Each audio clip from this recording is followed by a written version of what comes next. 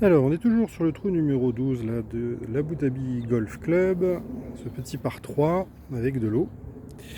Et puis ici, je vous présente une situation où effectivement on a un petit muret là, qui borde la zone à pénalité pour soutenir la terre tout sur son pourtour, qui est une obstruction inamovible par définition puisque ça a été construit par l'homme. Et on pourrait très bien imaginer effectivement avoir une balle qui est à l'intérieur de la zone à pénalité et une autre qui est à l'extérieur.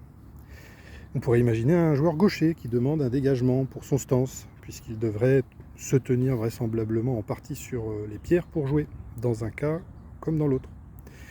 Alors évidemment, comme la balle qui est à l'intérieur de la zone à pénalité, comme on a une balle qui est à l'intérieur, pour cette balle-là, le dégagement ne serait pas autorisé, puisque le dégagement d'une obstruction inamovible pour une balle dans une zone à pénalité n'est pas autorisé.